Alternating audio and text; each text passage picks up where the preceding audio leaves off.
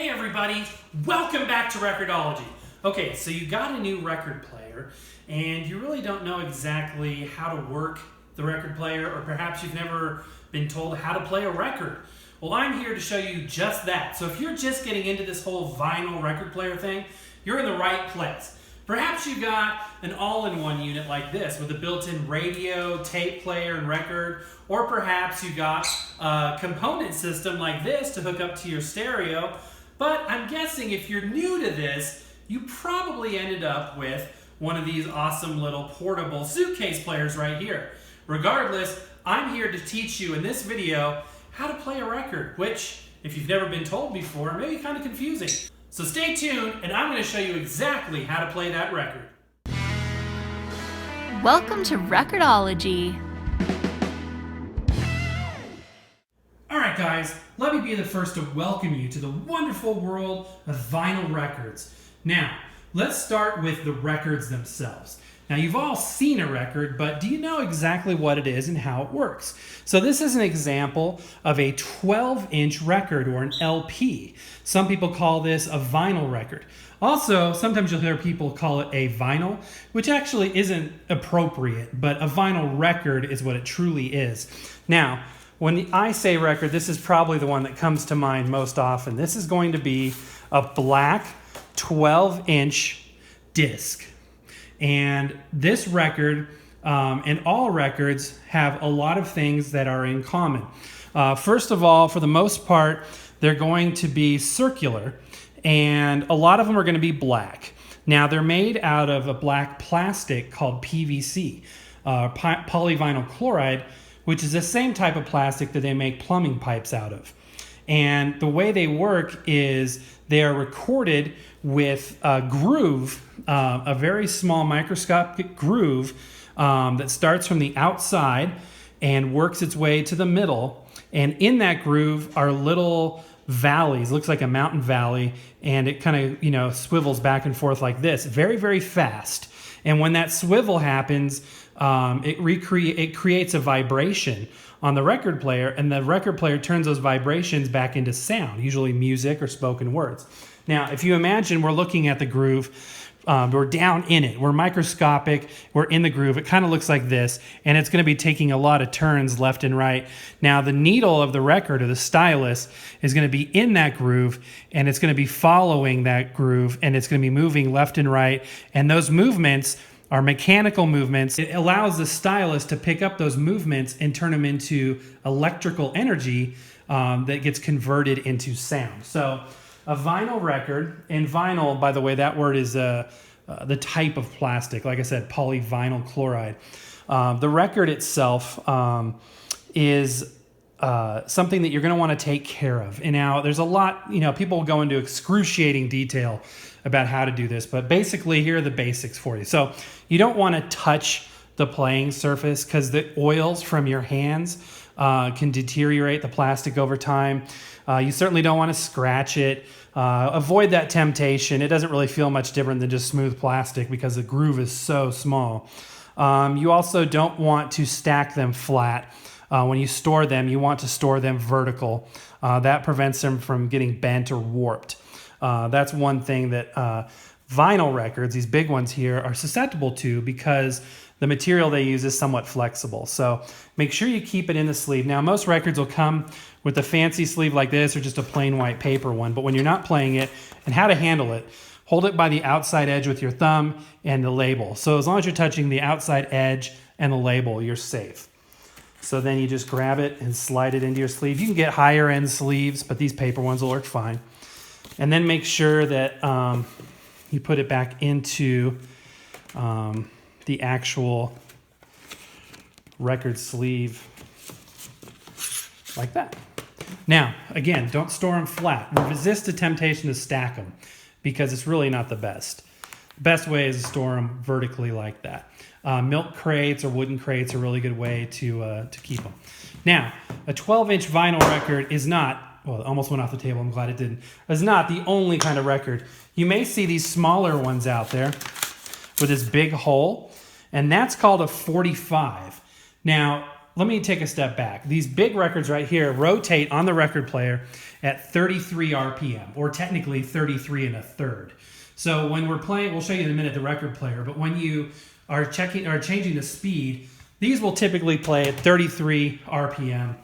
But this little guy, this 7-inch disc, plays at 45 RPM, meaning it rotates 45 revolutions per minute. So it's spinning faster. And a 45 is very similar to an LP or a 12-inch vinyl record. It's made from a similar material usually, although there are variants, but you don't need to worry about that. Basically, it's plastic. It does use this bigger hole. Sometimes you'll see 7-inch discs with a small hole like that record, and sometimes those will spin at 33 too. But for the most part, big hole, 45 RPM. And again, I'll show you how to play that as well. They also play from the outside to the inside, and that's about all there is to it. And if you want to learn more about these formats, again, this is just an introductory video, but if you want to learn more, check out my channel. I've got a lot of cool videos that go into detail. Finally, when it comes to the records, this is a 78. Now, 78 are some of the older type of records. You may or may not come across these, but if you inherit records from your grandparents or you go to an antique store, you may come across these guys. You might wonder about that. It's big, but it's not quite as big as that first 12-inch record. This is a 10-inch record. It's a 78, so it spins even faster. It's 78 revolutions per minute. And you can play this on any record player that has that speed. And usually, like the suitcase player we're going to look at, they do have that 78 RPM speed. Now, if you want to get really technical, the older records have a bigger groove. So to get the most sound potential out of them, higher end record players will actually allow you to put a different needle on that's a little bit bigger to fill that groove. But it's not going to hurt the record player or the record to play it on a record player that has just the same needle for everything. So don't worry about that. Same principle, plays from the outside to the inside. And but these, you won't find them warped very often, but you might find them broken because they're made out of kind of a glass-like material called shellac. And it's a different compound made of minerals and bug extract, if you can believe it. But these are super cool too and are neat to collect just for the historical value. Now, one thing that's neat about records is when you collect old ones, they usually don't cost very much. They're not usually worth a whole lot of money. They're mostly just fun to have tactile feedback. If you're like me, you'll know that music nowadays is so on demand. On your iPhone, you can pull up any song and just play it at will.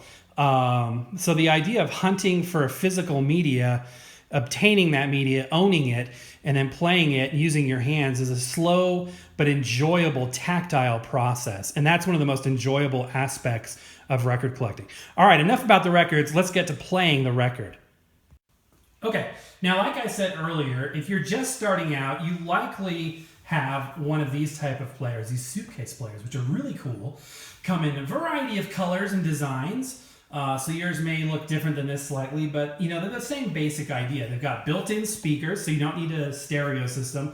They're portable, and they're not expensive. I mean, you can buy, I think the Victrola one starts, this is a Victrola one, this starts at about $39 new.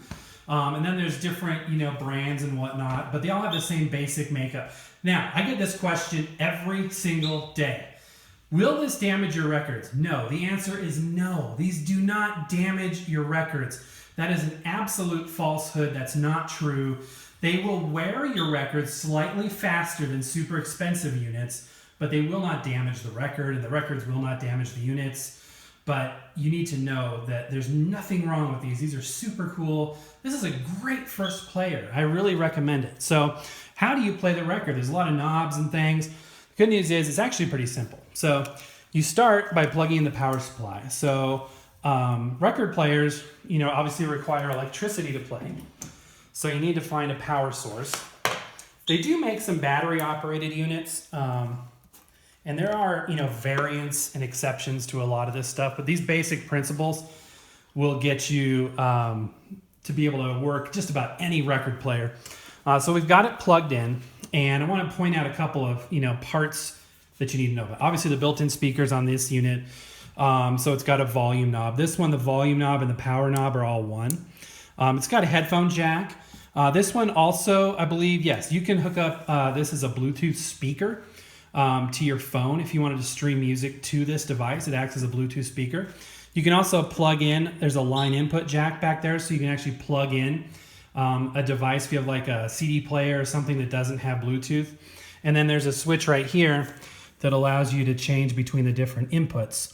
Bluetooth, line input, which is that jack, and phono, which is phonograph. So this is called the platter. The platter is the round base that the record sits on. Typically, with a lot of record players, they're plastic. Some higher end ones, they'll be metal. But they'll have like little rubber grips so they don't damage your record or anything. You'll see there's a little bit of a bounce to that. Try to avoid playing with that or rotating it with your hands. It's not the best thing for it. There's an electric motor inside with a belt, and it turns. It's a terrible illustration of turning. But basically, the motor sits somewhere in the record player, and there's a belt connecting it to this. And when the electric motor turns on, it turns this. Now, how fast does it turn that? Well, remember we were talking about those speeds on the record? That correlates to this switch right here. You'll see 33, which are the 12-inch records. For the most part, those spin at 33 RPM. 45s, which are the smaller ones with the big hole. And then 78, which are the older style records, 78 RPM. So we're going to start with the big record, which is the 12-inch vinyl record we looked at earlier. So I'm going to pull this record out of the sleeve, and I'm going to be careful not to touch the actual plastic surface. I'm going to touch it by the label and by the edge. Now, you're going to put the hole right over this metal spindle in the middle here. Just be kind of careful and set it on there like that. It's going to hang over the side a little bit because the record's bigger than the platter, and that's the way it's designed to. Obviously, if it does hang over the edge like this, don't close this. It's not designed to be closed. And obviously, you can't carry it while it's playing, things like that. Next thing you need to know is this thing right here. What is this? This is the tone arm, and the tone arm has at the end of it the needle, which is attached to a little thing called a cartridge. So the cartridge is what takes the needle's vibrations and turns it into electrical information that goes down the tone arm in some wires, and the circuitry in the record player turns that into sound that you and I can hear. So it rides through the groove in the record player, or in the record, and takes that vibration, converts it to sound. So you want to be very careful while handling this. You'll notice that there's a little stick or a little thing hanging off the side here. All record players will have this. That's the part you're supposed to touch. You don't touch this. You don't want to touch the needle under there. Don't touch the red part or whatever color yours is. Don't grab it by the tone arm. You just want to grab it with your thumb or your fingers by this. Now, this thing right back here is called a cueing lever, and that will allow you to rest the needle or the stylus, and it means the same thing. That's why I keep saying both. That will allow you to rest the needle or stylus on the record gently without damaging it or without damaging the record player itself. So the first thing you want to do is unclip this. There should be some little clip that holds the tone arm in place so that when you are carrying it around, it doesn't jostle around. Make sure it's on. Make sure you're on the right input, which would be phono. Now there's an on and off auto stop switch right here, which will allow you to have the record player always spinning when it's on, or you can have it only spin once you put the stylus over the record. Either way, it's up to you. Same idea. Some people prefer it always to be spinning. I like it to start when I put the needle over the record like that. Now, I don't know if it comes through on the video right here, but this thing is dusty. Now, these types of plastic have a tendency to attract static electricity, and that means it attracts a lot of dust. So it's a good idea, not required, but a good idea to invest in a record cleaning brush like this. If you don't have one of these or you can't afford one, you can use a makeup brush. Just make sure it's clean and never has been used for makeup. And you just gently, hold it in one position as the record spins. Don't push down very hard at all. So I'm going to take my brush and I'm going to slightly and gently guide it across, barely kissing it. As you can see, the record slows down because I'm putting some drag on it, some pressure, even just by touching it lightly. This will get the dust and the any hair that's on there, whatever. And that's all totally normal. You'll see perhaps on here a little bit of dust that it attracted to it. It's still got a hair on there. So gently with this, gently. Depends on how obsessive you are and how nitpicky.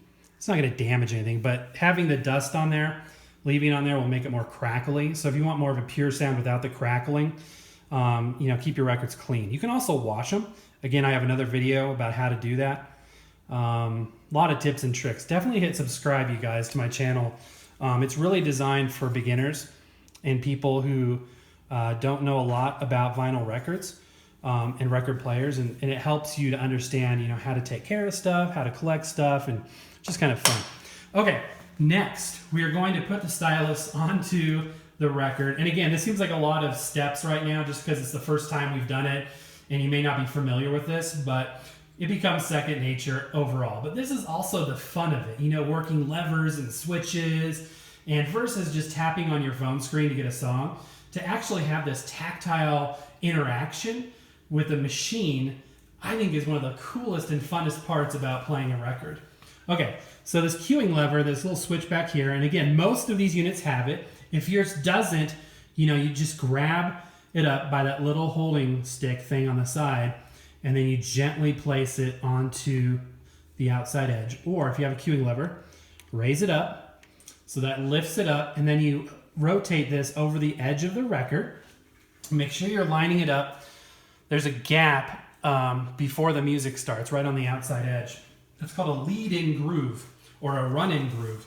And it's silent, and it's designed to grab the needle and start pulling it into that groove. So we're going to flip the switch back. And again, if you don't have the switch, gently use your fingers to do it. We're going to flip that back. It did it on its own. And now it's in that groove, and we're going to hear the music start in just a second. Controlling the volume here. And that's it. So we've got music coming through the speakers, and I don't want to have too much music play through because of copyright reasons. I don't want to get flagged for that. Now, each individual song, you can see there's these sections that have like this dark line in between them. Each individual song is separated by a little bit of silence. So you'll see that the groove goes flat and smooth in between those songs. So you can skip songs or pick which song you want by looking at the label or the record sleeve. Now let me show you how to do that. So I'm going to lift this up, pull it back, put it in the cradle. And again, always lock it even if you're not done with it, just so you don't forget it. And I'm going to turn it off just so I can show you this. So the record label, usually you'll have your song listing. So there you've got the names of the songs that are on this record. And the first song is the first track on the outside. The second song is the second, third, and fourth, and likewise.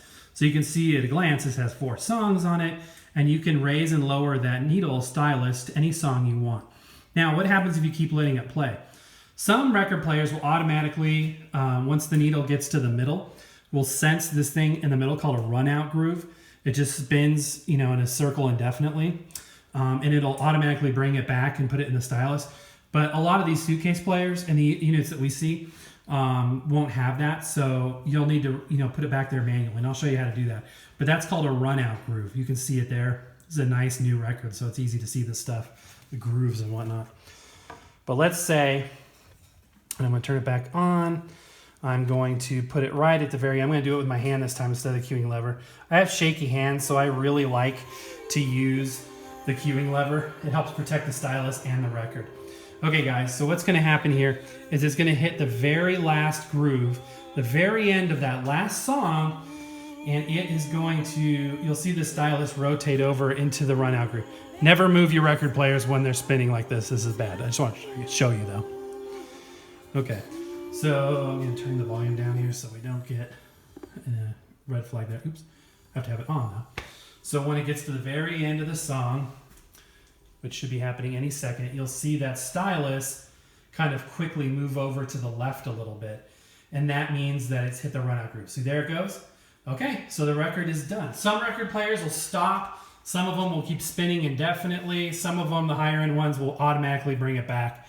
But just raise up your cueing lever if you have one, rotate it back, lower it back into the cradle, which is the thing that holds the tone arm, flip the clip back, turn it off, and you're ready to go. And that, my friends, is how you play a record. It's actually not complicated. There's a few steps to it, but nothing that's too hard to figure out. And it's a lot of fun, you guys. Starting to collect music and have that tactile interaction is a lost art and something that's so cool. Now, if you want to take this to the next level and you want to know about some of the higher end features offered on some other players, stay tuned. I'm going to put another link in the video here so you can click right into that if you're ready for the next level.